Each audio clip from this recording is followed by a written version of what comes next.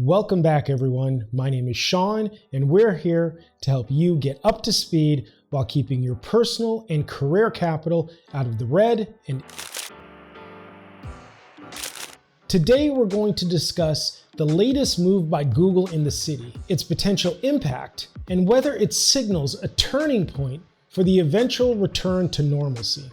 But before we get into it, I would so appreciate if you would take a moment to either annihilate, destroy, eviscerate, or just simply press the subscribe button below. It will really help us to keep the content flowing for you. Thank you so much, and now let's head down that rabbit hole. I certainly think it's safe to say that we all love hearing the many wonderful and poetic words of wisdom offered by Warren Buffett, the godfather of investing, of course, who said that the time to get interested in something is when no one else is. And according to Robert Kiyosaki, the author of Rich Dad, Poor Dad, the reason to be in business in the first place is solely so that you can use the money earned to buy real estate. Yes! And at the moment, no one is applying either of these two pieces of advice better than our friends over at Google, who have recently announced that they are investing a whopping $2.1 billion to purchase an enormous and former downtown Manhattan industrial building known as St. John's Terminal to expand their East Coast corporate campus in New York City. Now, the St. John's Terminal building was originally built as a freight shipping terminal back in 1934. The building stands at about 1.3 million square feet in size, with another 100,000 square feet of buildable air rights.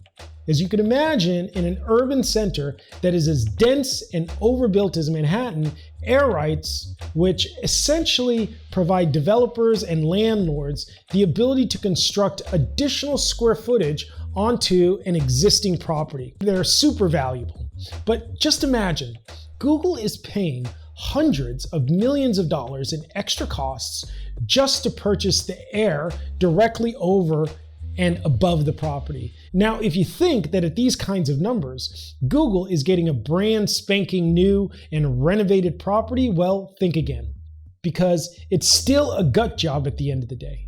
Despite having spent the GDP of a small nation to simply acquire the building, Google will likely be plowing nearly another $1 billion to renovate the property in order to get it ready for office use by its employees. But by using the additional air rights, Google plans to ultimately construct nearly a 1.6 million square foot urban campus in the city. In order to help understand the sheer size and magnitude of this project, let me provide a little more perspective.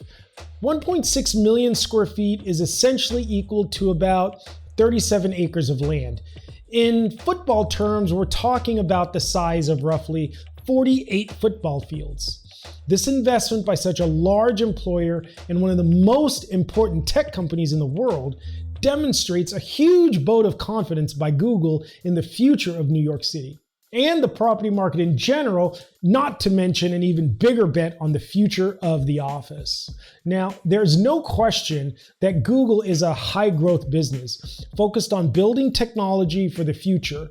So what's really interesting is that instead of reinvesting all of their excess cash flow into their primary business, they're investing a huge amount into the New York City office market at a time when so many have been avoiding office buildings altogether, at least since the start of the pandemic in 2020. Now, it's important to be reminded that savvy investors, and companies for that matter, typically put their capital in places where they believe it can achieve the highest return. This is actually the reason why many companies in general lease the real estate that they occupy rather than own it outright. I've personally seen firsthand, time and time again, companies consider purchasing their real estate in an attempt to avoid the costs of annual lease payments. But at some point in time, they eventually begin to understand that reinvesting a portion of their excess earnings back into their principal business, in most cases, achieves a much higher annualized return than using it as equity to buy the commercial real estate that they intend to occupy for their own use, actually. I mean, isn't that why they're in their primary business in the first place and not actually in the business of real estate?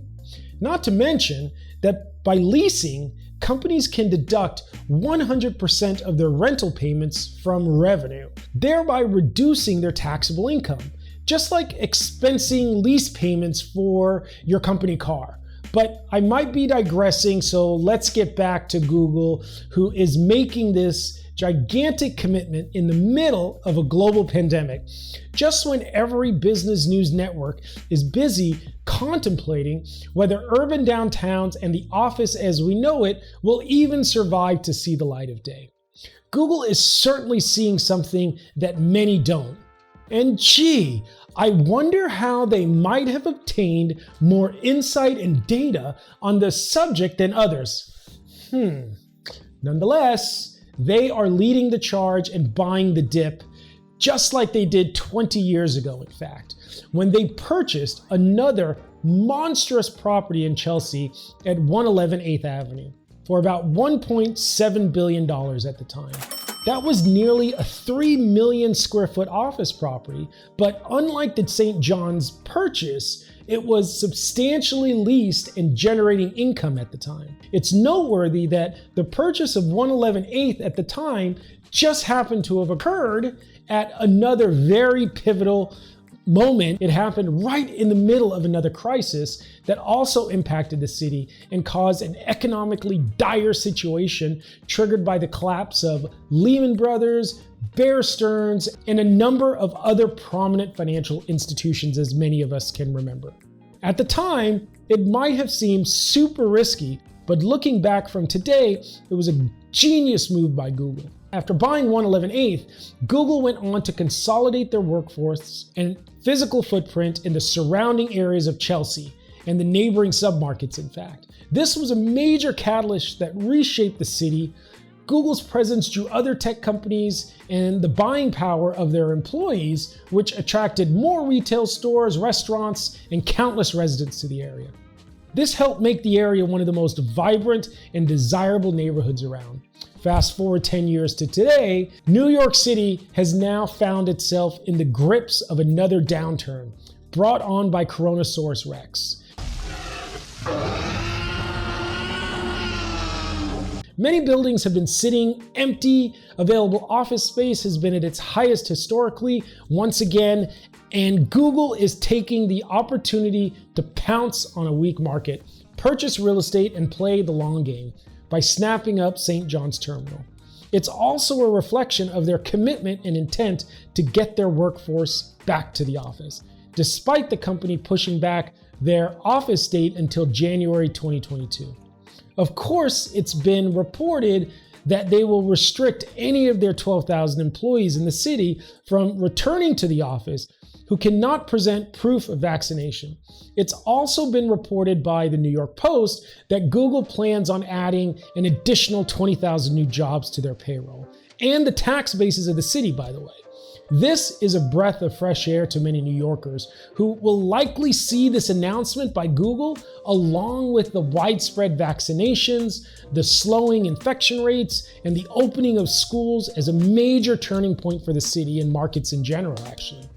Some might say that the road to recovery is all downhill from here, and some might say otherwise, but let us know what you think in the comments below. So that's our update for today. Thanks for tuning in.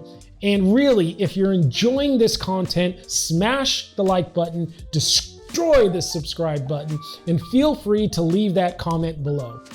Thank you, and we'll see you next time.